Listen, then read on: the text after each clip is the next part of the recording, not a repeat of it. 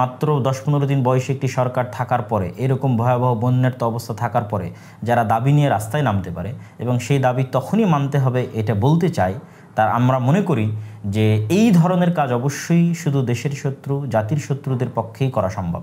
চতুর্দিকে বহু ষড়যন্ত্র হচ্ছে, সকল ষড়যন্ত্র আপনারা ট্যাকেল দিতে পারবেন যতদিন আপনারা ঐক্যবদ্ধ থাকবেন। সকল ষড়যন্ত্র যখন ব্যর্থ হবে তখন কিন্তু তারা আপনাদের মধ্যে ফাটল ধরানোর চেষ্টা করবে। কোনো মতেই কোনোভাবেই যেন আপনাদের মধ্যে ফাটল ধরাতে না পারে, এ বিষয়ে আপনারা সতর্ক এবং আন্তরিক দৃষ্টি রাখবেন।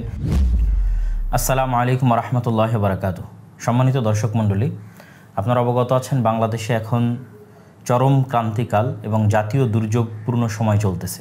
আমরা সকলেই জানি যে ত্রিপুরা থেকে বাঁধের পানি ছেড়ে দেওয়ার কারণে এবং অতিবৃষ্টির কারণে যে পরিমাণ ভয়াবহ বন্যার সৃষ্টি হয়েছে ফেনী, নোয়াখালী, লক্ষ্মীপুর সহ বাংলাদেশের একটি বিস্তর বৃহৎ অঞ্চলে, সেই ভয়াবহ বন্যায় যে মানবেতর জীবনযাপন করছে মানুষজন, গত এক সপ্তাহ যাবৎ বিদ্যুৎ বিচ্ছিন্ন, যোগাযোগ বিচ্ছিন্ন, নেটওয়ার্ক বিচ্ছিন্ন এবং এমনও জায়গা আছে যেগুলোতে খাদ্যদ্রব্য পৌঁছে দেওয়া যাচ্ছে না। যেহেতু আমরা ত্রাণ কাজের সাথে জড়িত আছি নেবরাস ইসলামিক রিসার্চ ফাউন্ডেশনের পক্ষ থেকে এবং দাওয়াইল আল্লাহর পক্ষ থেকে, সেহেতু আমরা অবগত আছি যেমন ছাগলনাইয়ার মতো, পরশুরামের মতো এলাকাগুলোতে ত্রাণ নিয়ে কেউ পৌঁছতেই পারতেছে না।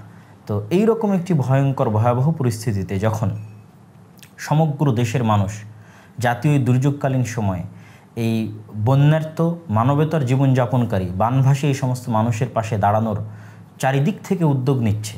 ঢাকা বিশ্ববিদ্যালয়ে উদ্যোগ নেওয়া হয়েছে, সারা বাংলাদেশের মানুষ বিভিন্নভাবে উদ্যোগ নিচ্ছে, আমরাও আমাদের জায়গা থেকে চেষ্টা করছি। এরকম একটি ক্রান্তিকালে আমরা গতকাল রাতে হঠাৎ করে দেখলাম যে আমাদের কাছে অনেক দুঃখজনক মনে হয়েছে, অনেক কষ্টদায়ক মনে হয়েছে যে সচিবালয়ের মতো একটি নিরাপত্তাপূর্ণ গুরুত্বপূর্ণ জায়গায় গ্রাম পুলিশ রক্ষা বাহিনী বা আনসার যারা রয়েছে তারা তাদের একটি দাবি নিয়ে, জাতীয়করণের দাবি নিয়ে, যে দাবিটি মূলত একটি অন্যায্য দাবি যা আমরা ব্যাখ্যা করবো ইনশাআল্লাহ, তাদের সাথে ছাত্রদের যে সংঘর্ষ তা আমাদের কাছে অতীব দুঃখজনক মনে হয়েছে এবং অতীব কষ্টদায়ক মনে হয়েছে। তো সেই পরিপ্রেক্ষিতে আমরা কয়েকটি কথা আপনাদের সামনে তুলে ধরতে চাই। আমরা সকলেই জানি যে দীর্ঘ 16 বছরের ফ্যাসিবাদী শাসনের অবসানের মাধ্যমে যে নতুন সরকার ক্ষমতা গ্রহণ করেছে তাদের বয়স 1 মাসও হয়নি। তাহলে যে সমস্ত দাবি বা যে সমস্ত সমস্যা আপনি গত 16 বছরে সমাধান করতে পারেননি, সেই সমস্ত দাবি মাত্র 1 সপ্তাহ, 10 দিন, 15 দিন বয়সী একটি সরকারের কাছে কিভাবে দাবি করতে পারেন, কিন্তু কিভাবে এটা মনে করা যে আমি এখনই আমার এই দাবি সমাধান করে নিয়ে ফেরত যাব, এটা আসলেই চরম অমানবিক এবং যার মধ্যে ষড়যন্ত্রের গন্ধ পাওয়া বা দেশকে অস্থিতিশীল করার চেষ্টা রয়েছে মর্মে আমরা ধারণা করতে পারি। এবং আমরা জানি যে সরকার পরিবর্তনের পরে এই যে crisis moment, national crisis moment, জাতীয় এই যে ক্রান্তিকাল, এই সময়ে সরকারকে স্থিতিশীল হওয়ার জন্য প্রত্যেক নাগরিকের উচিত সরকারকে সময় দেওয়া এবং সরকারের সামনে আনুগত্য স্বীকার করা, তাদেরকে সময় এবং সুযোগ দেওয়া স্থিতিশীল হওয়ার জন্য এবং আমাদের জাতীয় নিরাপত্তা নিশ্চিত করার জন্য এটি প্রত্যেক নাগরিকের জরুরি দায়িত্ব এবং কর্তব্য। যারা এই দেশের এই সিচুয়েশন বোঝার পরও মাত্র 10-15 দিন বয়সী একটি সরকার থাকার পরে, এরকম ভয়াবহ বন্যার্ত অবস্থা থাকার পরে যারা দাবি নিয়ে রাস্তায় নামতে পারে এবং সেই দাবি তখনই মানতে হবে এটা বলতে চাই, তা আমরা মনে করি যে এই ধরনের কাজ অবশ্যই শুধু দেশের শত্রু, জাতির শত্রুদের পক্ষেই করা সম্ভব। সম্মানিত উপস্থিতি, আমরা জানি যে এরকম আরও বহু জায়গায় কিছু দাবি দাওয়া নিয়ে আন্দোলন হচ্ছে। যেমন মেট্রো রেল চালু হতে দেরি হয়েছে কেন? মেট্রো রেলের কর্মীদের আন্দোলনের কারণে। কিছুদিন পূর্বে আমরা দেখলাম যে এইচএসসি পরীক্ষার্থীর একটি দাবি নিয়ে আন্দোলন করলো, সচিবালয় ঘেরাও করলো এবং একটি দুঃখজনক কালচার তৈরি হয়েছে যে কোনো দাবি করলেই সেটি মেনে নিতে হবে। এইচএসসি পরীক্ষার্থীদের অন্যায্য দাবি মেনে নেওয়া হলো, ঠিক তেমনই গতকাল দেখা যাচ্ছিল যে আনসারদের দাবিও নাকি মেনে নেওয়া হচ্ছে। এই দাবি মেনে নেওয়ার এই কালচার থেকেও আমি বৈষম্যবিরোধী ছাত্র আন্দোলনে যারা সমন্বয়ক রয়েছে এবং বর্তমান সরকারে যারা দায়িত্বশীল রয়েছে তাদেরকে উদাত্ত আহ্বান জানাচ্ছি। নাহলে পরের দিন যে কেউ যে কোনো ছোটোখাটো দাবি নিয়ে এরকম সেন্সিটিভ জায়গা ঘেরাও করবে এবং দাবি মানতে আপনাদের বাধ্য করবে। সম্মানিত উপস্থিতি, আনসারদের দাবিটি কেন অযৌক্তিক, কেন অন্যায্য? আমি যদি আপনার সাথে একটি চুক্তিভিত্তিক নিয়োগে যাই যে আপনি আগামী 3 দিনের জন্য আমার শিক্ষা প্রতিষ্ঠানে, আমার স্কুলে, আমার কলেজে এই কাজটি আপনি আমাকে করে দিবেন, 3 দিনের এই চুক্তিভিত্তিক নিয়োগে যাওয়ার পর 3 দিন পর যদি আপনি আন্দোলন করেন যে আমার চাকরিটি স্থায়ী করা হোক, তাহলে অবশ্যই এটা অন্যায্য দাবি। কেননা আপনি যুক্ত হওয়ার সময় জানতেন যে আপনার এই দাবি, এই চাকরিটা অস্থায়ী এবং চুক্তিভিত্তিক নিয়োগ। তো আনসারদের যেটা তৃতীয় লেভেল, যেটা গ্রাম পুলিশ রক্ষা বাহিনী বা আনসার আমরা যেটা বলি, এই লেভেলের আনসারদের সরকার শুধু প্রশিক্ষণ দেয়, অস্ত্র দেয়, পোশাক দেয়, তাদের হয়তো একটা আইডেন্টি কার্ড দেয়, তারপরে তারা মূলত বিভিন্ন সেক্টরে চুক্তিভিত্তিক নিয়োগ পায়। কোনো কোম্পানি হয়তো তাদের নিরাপত্তার জন্য তাদেরকে হায়ার করে, সেক্ষেত্রে কিছু শর্ত আছে, সেগুলো পূরণ করে তাদেরকে হায়ার করতে হয়। তাহলে যখন আপনি চাকরিতে জয়েন করতেছেন তখন আপনি জানতেছেন যে আপনাকে স্থায়ী করতে বা জাতীয়করণ করতে সরকার বাধ্য নয়, এ বিষয়ে সরকার ওয়াদাবদ্ধ নয়। তাহলে কেন আপনি বলতে চাচ্ছেন যে এই দাবি মেনে নিতে হবে? সুতরাং এই দাবি মেনে নিতে সরকারকে বাধ্য করাটা মূলত একটি অন্যায্য দাবি। আরেকটি বিষয় আমাদের মাথায় রাখতে হবে যে আনসার শব্দটি অনেক পবিত্র এবং অনেক গুরুত্বপূর্ণ একটি শারঈ পরিভাষা। রাসূলুল্লাহ সাল্লাল্লাহু আলাইহি সাল্লাম যখন মক্কা থেকে হিজরত করে মদিনায় গেছিলেন, তখন যারা মক্কা থেকে হিজরত করে মদিনায় গেছিল তাদের বলা হতো মুহাজির, আর মদিনায় অবস্থানরত যারা মক্কার মুহাজিরদের জন্য সহযোগিতা করেছিলেন তাদেরকে বলা হতো আনসার। তো আমরা যেমন আজ 1400-1500 বছর পরে 1400-1500 বছর পরে জন্ম নিয়ে আমরা যেমন সাহাবী হতে পারবো না, ঠিক তেমন আমাদের পক্ষে আনসার বা মুহাজির হওয়াও সম্ভব নয় ওই শারঈ অর্থে।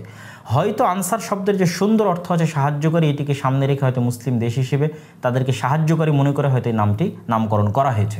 যদিও আমাদের পরামর্শ থাকবে এরকম একটি শারঈ বিষয়ের এই ধরনের নামকরণ নিয়ে দ্বিতীয়বার চিন্তা ভাবনা করা উচিত এবং ভাবা উচিত। সম্মানিত উপস্থিতি, আমি সরকারের প্রতিও একটি উদাত্ত আহ্বান জানাতে চাই। বৈষম্যবিরোধী ছাত্র আন্দোলনের যারা সমন্বয়ক রয়েছে, দায়িত্বশীল রয়েছে, তাদের প্রতি উদাত্ত আহ্বান জানাতে চাই। আপনারা যেমন সরকারকে অস্থিতিশীল করার জন্য বিভিন্ন দিক থেকে যে চেষ্টা হচ্ছে এই বিষয়ে সতর্ক দৃষ্টি রাখতেছেন, ঠিক তেমনি এই বিষয়ে সতর্ক দৃষ্টি রাখবেন যে সরকারের মধ্যে থেকে, বর্তমান উপদেষ্টা পরিষদের মধ্যে থেকে কোনো উপদেষ্টা যেন এমন কোনো বক্তব্য, এমন কোনো কথা না বলে যেটা এই দেশের ম্যাস পিপলকে, জনসাধারণকে হার্ট করতে পারে। যেমন আমরা স্বরাষ্ট্র উপদেষ্টার বক্তব্য শুনেছি, ঠিক তেমনি কিছুদিন পূর্বে আমরা একটি সংবাদ দেখলাম ঢাকা বিশ্ববিদ্যালয়ের একটি নারী আন্দোলনের নারী সমাবেশে গিয়ে আমাদের জনৈক উপদেষ্টা, নারী উপদেষ্টা, তিনি তাদের 13টি দাবির সাথে একমত পোষণ করেছেন, যে দাবিগুলোর অধিকাংশ দাবি ইসলামী শরীয়তের সাথে সরাসরি সাংঘর্ষিক। যেমন নারী স্বাধীনতার নামে গর্ভপাতের অধিকার চাওয়া, এটি সরাসরি ইসলামের সাথে সাংঘর্ষিক। ঠিক লিঙ্গ বৈষম্য দূরীকরণের নামে সমকামিতার অধিকার চাওয়া, এটি সরাসরি ইসলামের সাথে সাংঘর্ষিক। তো এই ধরনের সেন্সিটিভ ইস্যুতে যেন সরকারের যারা আছে, যেই ধরনের কথা বললে দেশের জনসাধারণ হার্ট হতে পারে, সেই ধরনের কথা থেকে যেন অবশ্যই উপদেষ্টা পরিষদে যারা আছে তারা যেন বিরত থাকে। এই বিষয়ে আমি বৈষম্যবিরোধী ছাত্র আন্দোলনের যারা সমন্বয়ক রয়েছে তাদের প্রতি উদাত্ত আহ্বান জানাতে চাই। এবং সর্বশেষে আরেকটি বিষয়ে সতর্ক থাকার আহ্বান করব। চতুর্দিকে বহু ষড়যন্ত্র হচ্ছে, সকল ষড়যন্ত্র আপনারা ট্যাকেল দিতে পারবেন যতদিন আপনারা ঐক্যবদ্ধ থাকবেন। ঢাকা বিশ্ববিদ্যালয়ের ছাত্র এবং বৈষম্যবিরোধী ছাত্র আন্দোলনের যারা সমন্বয়ক রয়েছে তারা যতদিন ঐক্যবদ্ধ থাকবেন ততদিনই আপনাদের শক্তি, এবং ততদিনই আপনারা এই ষড়যন্ত্র ট্যাকেল দিয়ে আপনাদের বিপ্লবের চেতনাকে ধরে রাখতে পারবেন। অতএব কোনো পক্ষ যেন কোনোভাবেই আপনাদের মধ্যে, সকল ষড়যন্ত্র যখন ব্যর্থ হবে তখন কিন্তু তারা আপনাদের মধ্যে ফাটল ধরানোর চেষ্টা করবে, কোনো মতেই কোনোভাবেই যেন আপনাদের মধ্যে ফাটল ধরাতে না পারে, এই বিষয়ে আপনারা সতর্ক এবং আন্তরিক দৃষ্টি রাখবেন। এই বলে আমি আমার সংক্ষিপ্ত বক্তব্য এখানেই শেষ করছি।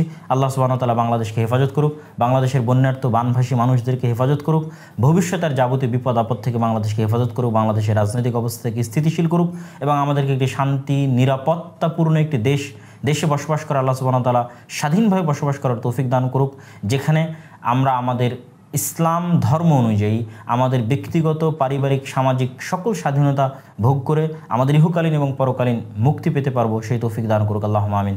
আসসালামু আলাইকুম ওয়া রাহমাতুল্লাহি ওয়া বারাকাতুহু।